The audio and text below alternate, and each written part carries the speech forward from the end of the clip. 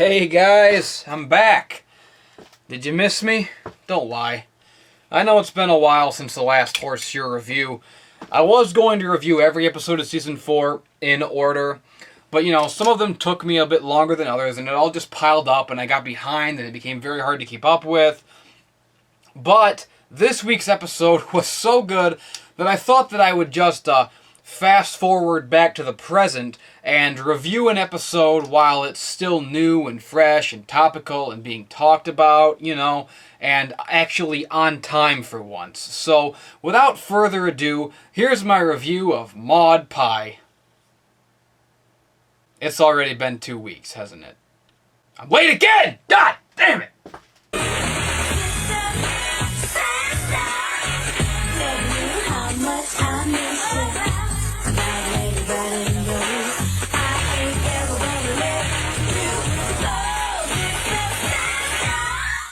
Okay, I suppose before I get into this review, you guys probably do feel like you're owed a little bit of an explanation as to just where the hell I've been for the last month. And I wish I could provide you a really good explanation and really make you understand, but I don't think I can. It's just the simple fact is that the life and the work of an artist is just grueling sometimes. I mean, unless you're a creative person, you can't possibly understand just the constant torrential downpour of ideas always firing off in your head at once. And I'm constantly focused on various projects at once, always swamped. The workload is just tremendous. And I wish I had a better explanation than that, but there it is, It's just that I've been so busy working.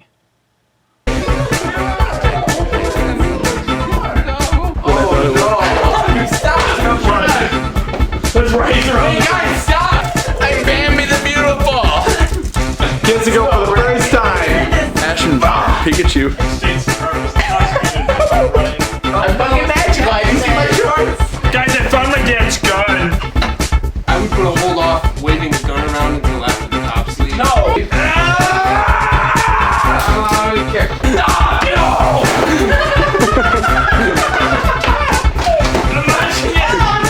Let's make Felicia's idea! Oh, fuck, I can't breathe. Okay, let's make Felicia's idea. It's interesting how Pinkie Pie and Applejack sort of have the exact opposite pitfalls in terms of characterization. Pinkie's emotional expressiveness and flexibility makes her really shine in her own episodes, while often seeming shallow and even annoying in ensemble episodes. Whereas on the other hand, Applejack's level-headedness and intelligence makes her a great supporting character, but tends to be ignored for the sake of situational wackiness in her own episodes. Maybe that's why I liked Pinkie Apple Pie so much. It gave Pinkie enough of a spotlight to be three-dimensional, while at the same time letting Applejack remain in character by playing off the zaniness of those around her, including Pinkie, which was a great formula for keeping both characters at their best. These two characters work particularly well as a duo because they complement each other by way of stark contrast. It's the old straight man and funny guy routine. Martin and Lewis, Dante and Randall, Eric and Feeney. It's classic chemistry, and it's from that mold that Maud Pie was designed, contrasting not only with Pinkie Pie, but with the entire colorful cartoon world around her. Maud is simultaneously a straight man to Pinkie Pie and an eccentric Cloud Cuckoo Lander to the rest of the characters. This is an example of strong characterization. Maud's personality is flexible without being broken. She might seem like a one-trick pony at a surface glance, but in truth, her characterization is strong enough to be recontextualized in relation to each individual scene without being altered. Much like a real person, her personality is interpreted differently by the different personalities around her. Pinkie Pie sees her as a perfect foil, and is disappointed to learn that her friends see her as obtuse and strange. She's just as quirky and comedic as Pinkie Pie, but in completely the opposite way. She's good. It's good. It's all good. This episode was awesome. Just like, really, every Pinkie Pie episode is awesome. You'd think I'd be sick of talking about Pinkie Pie by now, but I can't help it. I love her, and I love it when she's written well. And this episode in particular is one that I've been waiting for since Season 1. Ever since Pinkie's first rock farm flashback, I've wanted to learn more about her family. And after 3 years of waiting, it's actually kind of amazing that this episode manages to exceed my hopes. Maud was hilarious. Maud was awesome. And if you didn't get a kick out of her dry, deadpan droning, well then you're just a fucking dummy, man. I hate to break it to you, but you're a dummy. You're dumb. You're not smart. You know, it shouldn't surprise me, but of course it does blow my mind like it always does. I'm actually seeing some people complaining that Maude was boring. That's the joke. God damn it. Seriously, it's like every little thing with you people just can't get through your thick fucking skulls. Honestly, your idiocy astounds me. But I digress, I'm getting off topic. Maude was awesome in this episode, but as great as Maude was, Pinkie was even better. Pinkie Pie was written so well in this episode. 2014 has been like the year of the pink, and I ain't talking about Pepto-Bismol. Why did I say that? Right from the very first scene, you notice something. She's being quiet. When she explains about the rock candy, she actually has some warmth in her voice, and it helps to sell the fact that she's excited to see her sister. And she pretty much keeps that inflection throughout the episode. She's not just fucking screaming about how excited she is. And ironically, her excitement comes off as more sincere by dialing back her propensity for exuberance. And of course, we also get our obligatory once per Pinkie episode rock bottom moment to remind us that Pinkliachi has feelings and pathos, and this one was really like, wow. I don't know what about it specifically, but this is the saddest fucking thing I've ever seen on this show. This comes off like a way deeper cut than being replaced by Cheese or not knowing if she's related to Applejack. This is like a soul hurt. Listen to that performance. Oh, okay. If any pony needs me, I'll be in here trying to figure out what to do with 200 pounds of rock candy.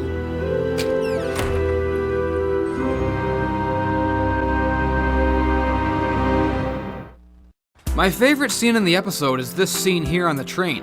This is one of the best scenes ever in this show. Think about this. Can you name a scene focusing on Pinkie Pie without a single joke in it? You can't. This is a first. Even her sad song in Pinkie Pride still had room for a visual gag or two. This scene single-handedly ties the whole episode together because until now, you've only heard that Pinkie and Maude care about each other, and you haven't actually seen it yet. So a point is made to show a brief scene between just the two of them. I timed this scene. 20 seconds. That's all it took to cement this as a top-tier episode. There's no jokes, no gags, no puns, no silly faces. Just 20 seconds of Pinkie being earnest and affectionate with her sister and having that affection returned to her. It's beautiful. It's okay, Lauren. It's all gonna be okay. Your spirit can go in peace now. Can't get my mind out of those memories. Now time to tell them, don't take my dreams. I had a vision for the destinies of all these characters. Keeps on tuning me from the worlds that hurt my soul, removing doubts from my mind. It still sounds Those long days passing by from the door, like late summer days slowly fade away. Find your way through the favorite tune, playing all day with my eyes closed. Those long days passing by from the door, like late summer days slowly fade away. Find your way through the favorite tune, filling me with those sounds. Now that that's out of the way, let's talk about autism!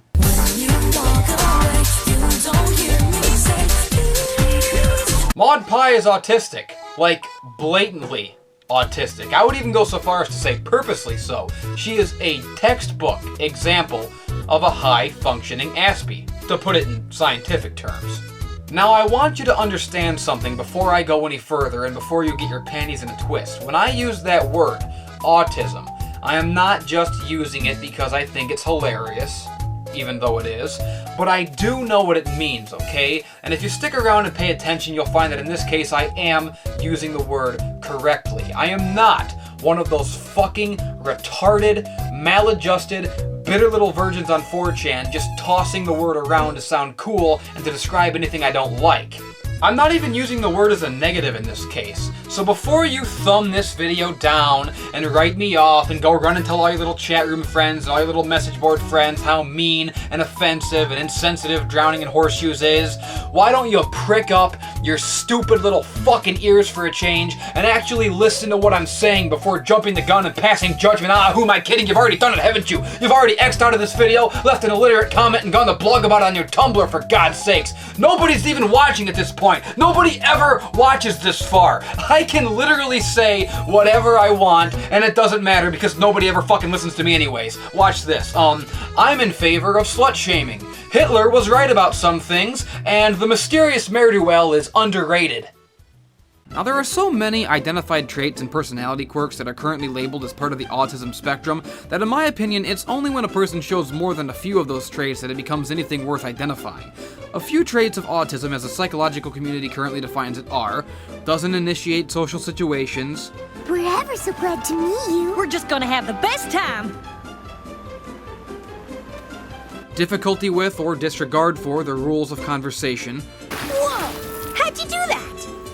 I threw it. Spontaneous comments unrelated to the current situation. Sedimentary. Huh? Inappropriate honesty. It tastes like apples. Told you she was super honest. Introversion and aloofness. I think it would be best if I just go back to the rock farm and spend the rest of the week there. Lack of awareness or disinterest in what's going on around them. I've chosen a few fabrics that I think would be stunning with you. Choices! Talks excessively about one or two topics. I've written thousands. They're all about rocks. Minimal acknowledgement of others. Ritualistic or compulsive behavior patterns, such as sniffing. Fascination with rotation. I don't know how long I'll be gone on my rock research trip. I'm glad I still get to spend some time with you before I go. Difficulty maintaining friendships. I know how important it is to you that your friends become my friends, but I just don't think it's going to happen. Abnormal use of pitch, intonation, rhythm, or stress while speaking. I know how important it is. I've written thousands. I threw it. Play is often repetitive. It's kind of like hide and seek, but way more intense. It's like looking for a pebble in a haystack. More like in a pile of pebbles. Desires comfort items, such as blankets, teddy bears, or rocks. It's a rock. His name is Boulder. I'm glad I still get to spend some time with you before I go. Exceptionally high skills in very specific areas. Difficulty understanding jokes, figures of speech, or sarcasm. And what is the delightful frock you're wearing now saying? It doesn't talk. It's a dress. Pinkie Pie didn't tell us you were so funny! What do you mean? Often quotes movies or video games.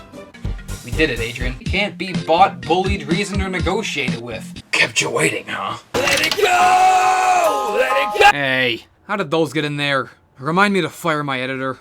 Now, obviously, the basic premise of the episode only calls for Maud to be the polar opposite of Pinkie, but there's a couple of different ways to go about that.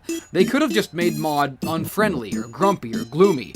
There's a lot of different personality types that could have set up the conflict of the main six having difficulty bonding with this person, but considering the specifics of her behavior and how she's written, I really wouldn't be surprised if the autism connotations I'm picking up were intentional.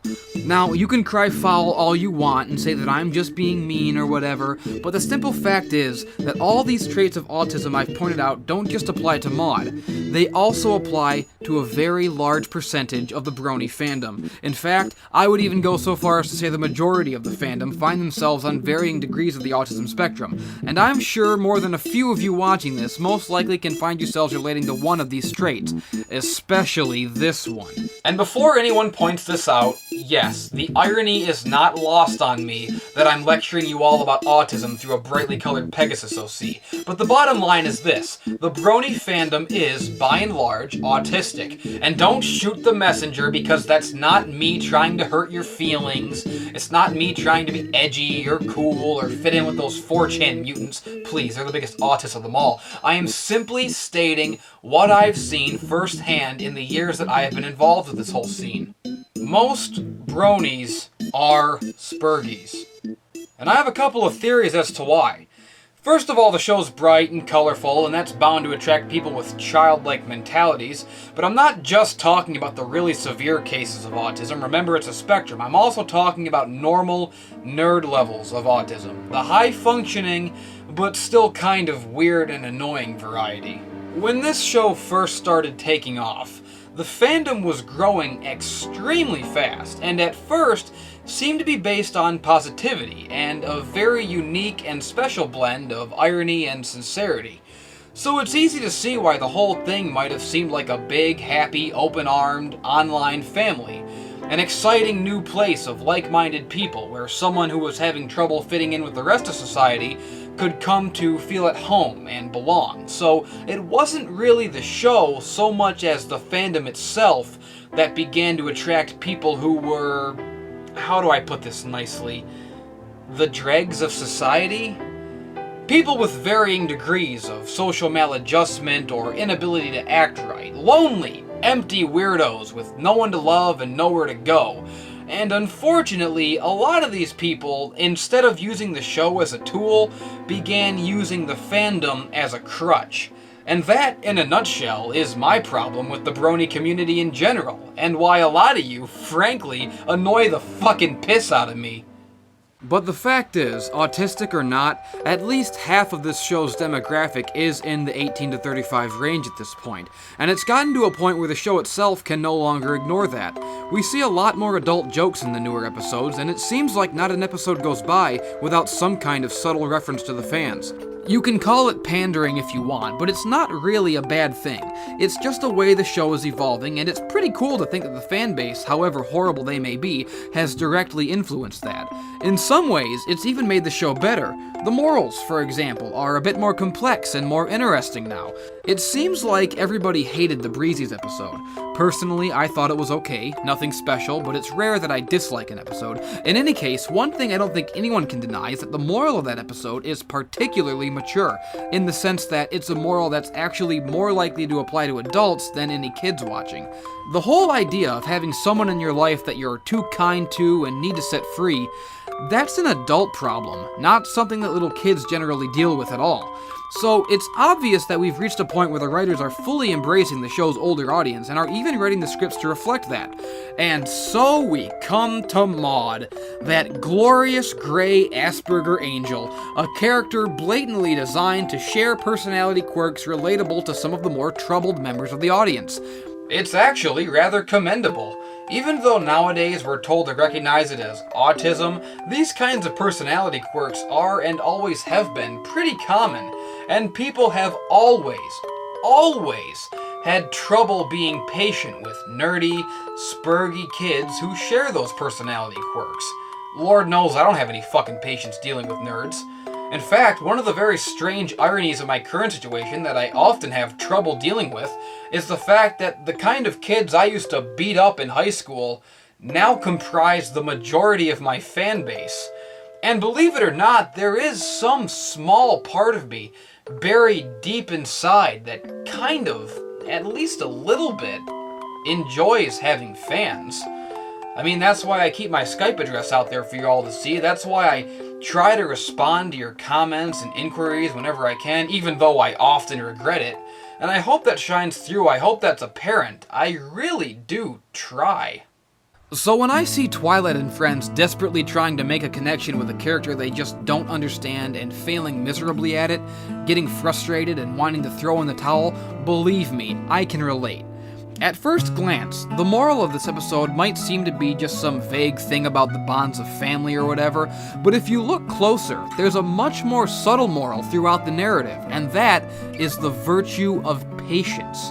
Patience to treat the weirdos and difficult people that we encounter with the same kindness and respect as you would someone more agreeable or socially graceful. Watching the main character's growing frustration and bewilderment at Maud's behavior reminds me of exactly how I feel scrolling through my comments section, or God forbid MLP for 5 minutes. You people are truly awful, but I haven't given up on you yet. I'm still here, rain or shine, to impart my wisdom to you freaks and make you all a little bit less retarded, because, quite frankly, you people need me. You might not deserve me, but you definitely need me. And that's why I'm called the Drowning Man, 'cause I'm here to baptize you. In the end, Twilight and her friends realize that despite their difficulty relating to Maud, there is one very big important thing they all have in common with her. And that's Pinkie Pie. And ironically, that's the same thing that I have in common with you fucking losers. Pinkie Pie, My Little Pony, this show is what I have in common with all of you, and I always will. This show, and video games, and sci-fi, and all this dorky, aspy crap that I love. This is what bonds me to you horrible fuckers. So, in a way, I guess it sort of makes us kind of like family. Although, frankly, I still think you're a bunch of idiots, and you make me sick, and I hate your goddamn guts.